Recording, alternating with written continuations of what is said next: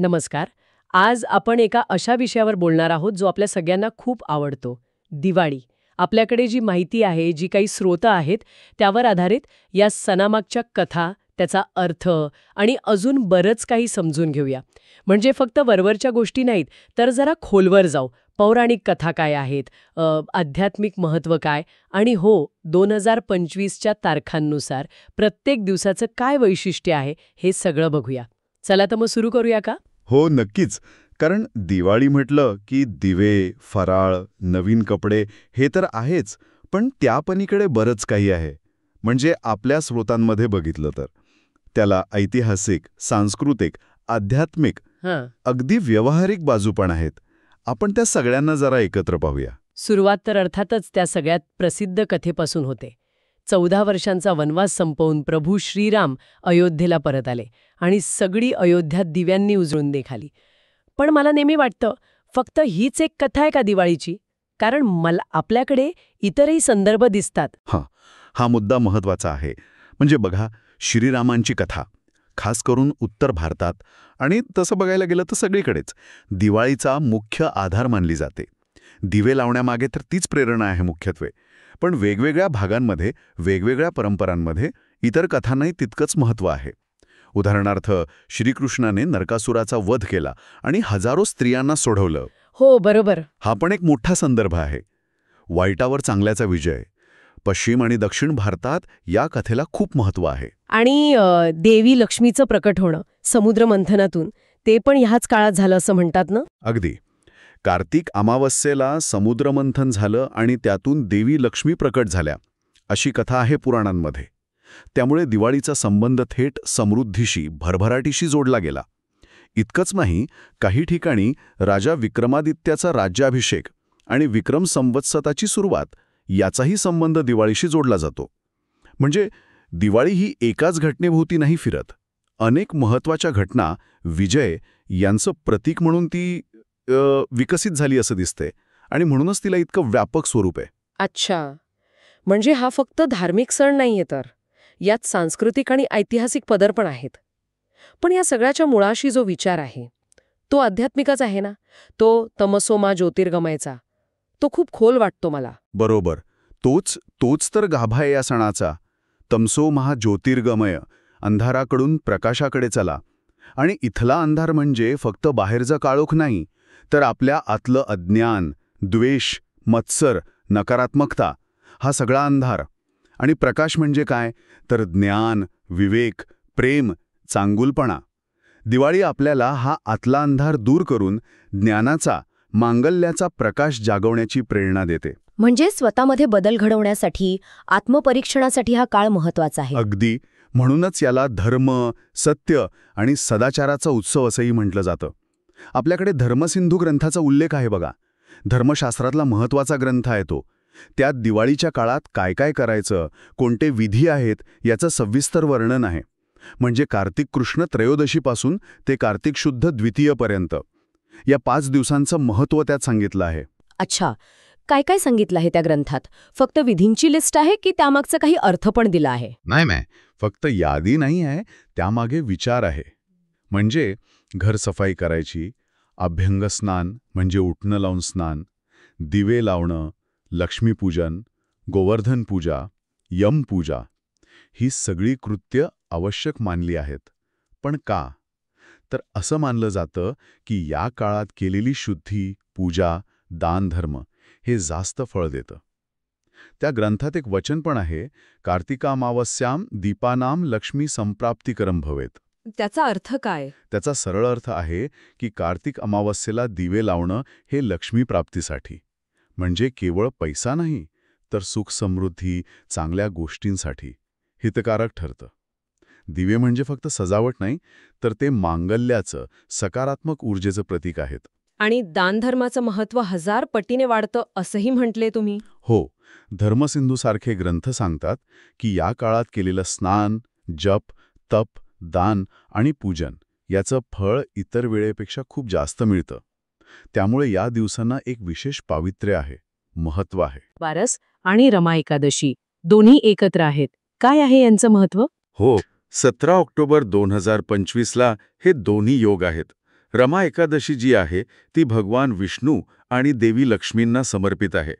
पद्मपुराण, स्कंधपुराण या ग्रंथामध्ये असं म्हटलंय की या एकादशीचं व्रत आप नष्ट करतं आणि विष्णुपद प्राप्ती करून देतं.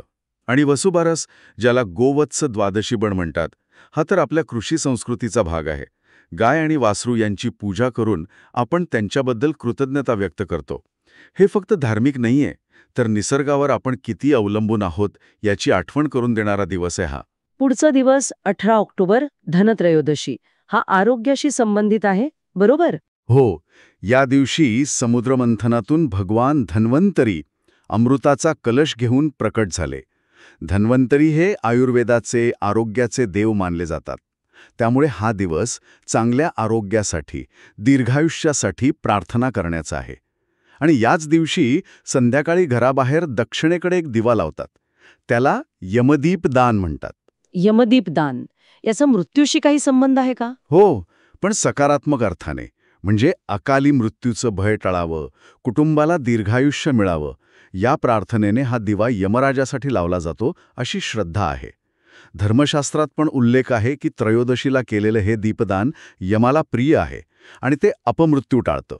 हा केवळ विधी नाहीये, तर आरोग्याचं महत्त्व ओळखण्याचा संदेश आहे यात. त्यानंतर 20 ऑक्टोबरला नरक चतुर्दशी. या दिवशी अभ्यंग स्नानाचं खूप महत्त्व सांगतात.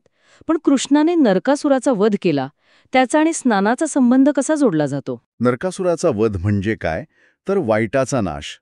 अभ्यंग स्नान हे प्रतिकात्मक आहे. आपल्यातल्या नरकरूपी वाईट गोष्टी, अशुद्धता यांचा नाश करून तनमनाची शुद्धीकरण. म्हणून पहाटे उठणं लावून स्नान करण्याची पद्धत आहे. आणि हे उठणं म्हणजे फक्त सौंदर्य प्रसाधन नाहीये. त्यात हळद, चंदन, वेखण, नागरमोथा अशा औषधी वनस्पती असतात, ज्या त्वचेसाठी चांगल्या आहेत, रक्ताभिसरण सुधारतं. म्हणजे या परंपरेला आरोग्याचा पण आधार आहे. काही ठिकाणी अंगणात पहिला दिवा नरकासुराच्या नावाने लावतात, जणू त्या विजयाचं स्मरण. आणि मग येतो तो मुख्य दिवस, 21 ऑक्टोबर, लक्ष्मीपूजन. या दिवशी तर सगळीकडे दिवे, रोषणाई, उत्साह. लक्ष्मी आणि कुबेराची पूजा होते. अगदी हा दिवाळीचा केंद्रबिंदूच म्हणायला हवा. कार्तिक अमावस्येचा दिवस. दिवे लावून अंधार दूर करायचा आणि घरात लक्ष्मीचं म्हणजे धनधान्य, सुख समृद्धी, ऐश्वर्य यांचं स्वागत करायचं, हा मुख्य उद्देश. पण इथे एक गोष्ट महत्वाची आहे. लक्ष्मी म्हणजे फक्त पैसा नाही, ती स्वच्छता, सौंदर्य, सद्गुण आणि मांगल्याची पण देवी आहे. म्हणूनच लक्ष्मीपूजनाच्या वेळी घराची स्वच्छता, सजावट याला महत्त्व आहे. म्हणजे जिथे स्वच्छता, सौंदर्य, सद्गुण आहेत, तिथेच लक्ष्मी राहते, हा संदेश आहे. आणि कुबेरपूजन हे धनाची देवता म्हणून करतात. हो, भगवान विष्णूंनी वामन रूपात येऊन उदार पण अहंकारी बळीराजाकडून 3 पावले जमीन मागितली आणि त्याला पाताळात स्थान दिलं. बळीराजा त्याच्या दानशूरतेसाठी, वचनपालनासाठी ओळखला जातो. त्यामुळे हा दिवस उदारतेचं आणि दिलेल्या शब्दाचं महत्त्व सांगतो. महाराष्ट्रातल्या दिवशी पत्नी पतीला ओवाळते आणि व्यापारी लोक नवीन वर्षाच्या हिशोबाच्या वह्यांचं पूजन करतात. त्याला वही पूजन म्हणतात. नवीन आर्थिक वर्षाची चांगली सुरुवात व्हावी यासाठी हे करतात. आणि शेवटचा दिवस 23 ऑक्टोबर, भाऊबीज किंवा यमद्वितीया. हा तर भाऊ बहिणीच्या नात्यासाठी खास दिवस असतो. बरोबर. यमराज आणि त्यांची बहीण यमुना यांच्या कथेवर हा दिवस आधारित आहे. असं म्हणतात की या दिवशी यम आपल्या बहिणीकडे यमुनेकडे जेवायला गेले आणि तिला वर दिला की जी बहिणी या दिवशी भावाला ओवाळून त्याच्या दीर्घायुष्यासाठी प्रार्थना करेल, त्या भावाला यमापासून भय राहणार नाही. त्यामुळे बहीण भावाला ओवाळते, त्याच्या चांगल्या आरोग्यासाठी, दीर्घायुष्यासाठी प्रार्थना करते. हे केवळ एक रिवाज नाहीये, तर भाऊ बहिणींच्या नात्यातलं प्रेम, काळजी, जबाबदारी याचं प्रतीक आहे. आपण या सगळ्या धार्मिक आणि पौराणिक कथा पाहिल्या, पण मला वाटतं या सणांचे काही व्यावहारिक किंवा शास्त्रीय पैलू पण असतील ना, जसं दिवे लावणं किंवा घरसफाई करणं. हो, नक्कीच आहेत. बघा, दिवाळी कधी येते? साधारण पावसाळा संपल्यावर आणि थंडी सुरू होताना. या काळात वातावरणात बदल होतात, कीटकांचा प्रादुर्भाव वाढतो. मग जेव्हा पारंपरिक पद्धतीने घराघरात तेलाचे किंवा तुपाचे दिवे लावले जातात, तेव्हा त्यातून जी उष्णता आणि धूर निर्माण होतो, त्याने वातावरणातील सूक्ष्म जंतू आणि कीटक कमी व्हायला थोडी मदत होते, असं मानलं जातं. यालाच वातावरण शुद्धी म्हणतात. आणि अभ्यंगस्नानाचं उठणं, त्याचेही फायदे तुम्ही सांगितलेच. हो, ते त्वचेसाठी तर उत्तम आहेच. तसंच दिवाळीत जे पदार्थ बनवले जातात, लाडू, चिवडा, शंकरपाळी, करंजा, यात तूप, साखर किंवा गूळ, बेसन, रवा, सुकामेवा वापरतात. हे सगळे पदार्थ ऊर्जा देणारे आहेत, उष्णता देणारे आहेत, जे बदलत्या हवामानात आणि येणाऱ्या थंडीत शरीराला आवश्यक असतात. म्हणजे आहारातला हा बदल पण विचारपूर्वक केलेला दिसतो. इतकंच नाही, दिवाळीच्या निमित्ताने जी मोठी घरसफाई होते, त्याने घर स्वच्छ, आरोग्यदायी राहतं आणि सगळे एकत्र येऊन सण साजरा करतात, भेटवस्तू देतात घेतात. याने सामाजिक संबंध पण चांगले राहतात, मानसिक आरोग्य सुधारतं. हेही महत्वाचे पैलू आहेत. अगदी. घर सजवणं, रांगोळी काढणं, नवीन कपडे घालणं, या सगळ्या गोष्टींमुळे वातावरणात एक उत्साह येतो, सकारात्मकता येते. कुटुंबासोबत वेळ घालवणं, मित्र नातेवाईकांना भेटणं, यामुळे एकटेपणा जातो, समाधान मिळतं. हा सामाजिक एकोप्याचा पण उत्सव आहे. तर या सगळ्या चर्चेतून एक गोष्ट स्पष्ट होतीये की दिवाळी हा फक्त एका दिवसाचा किंवा एका कथेचा सण नाहीये. हा अनेक परंपरा, कथा, श्रद्धा, मूल्य या सगळ्यांचा संगम आहे. अंधारावर प्रकाशाचा, अज्ञानावर ज्ञानाचा, वाईटावर चांगल्याचा विजय साजरा करण्याचा हा उत्सव आहे. प्रत्येक दिवस आपल्याला काहीतरी शिकवतो.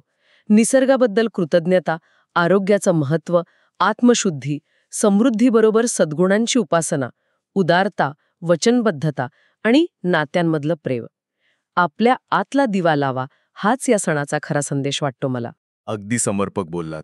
दीपज्योती परब्रह्म, दिव्याची ज्योत हेच परमसत्याचं, ज्ञानाचं प्रतीक आहे.